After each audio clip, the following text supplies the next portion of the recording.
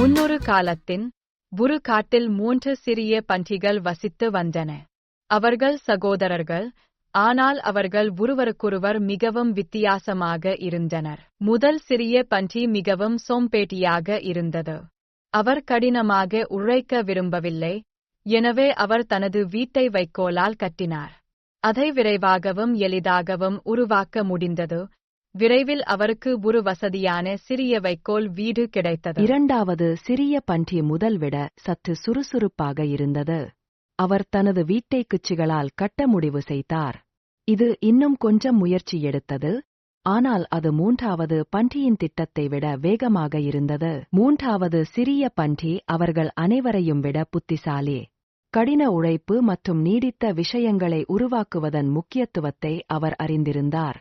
எனவே அவர் தனது வீட்டை உறுதியான செங்கற்களால் கட்டுவதற்கு நிறைய நேரத்தையும் முயற்சியையும் செலவிட்டார்.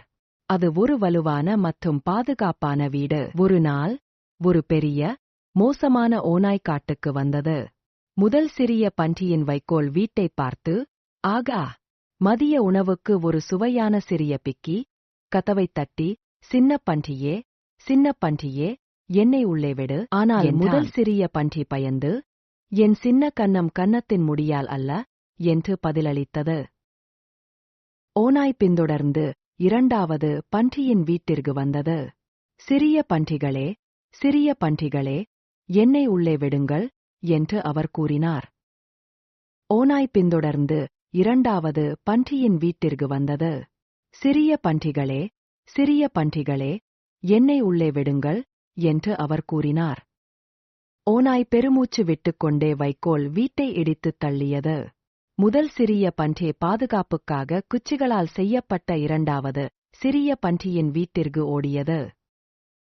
ஆனால் இரண்டாவது பன்றியோ பயந்தாலும், எங்கள் சின்ன கன்னங்களின் முடியால் அல்ல என்று மறுத்தது.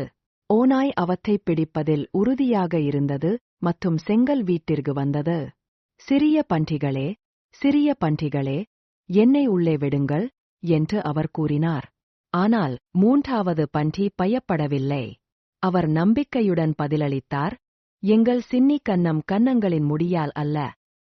ஓநாய் பெருமூச்சு விட்டது, உறுமியது, பெருமூச்சு விட்டது, ஆனால் அது எவ்வளவு கடினமாக ஊதினாலும் செங்கல் வீட்டை அதனால் தகர்க்க முடியவில்லை. அது மிகவும் வலுவாக இருந்தது.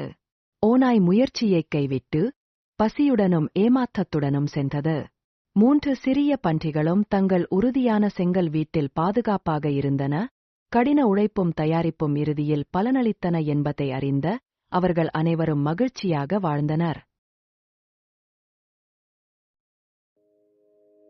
Hi kids and friends, like and subscribe our kids channel. Thank you.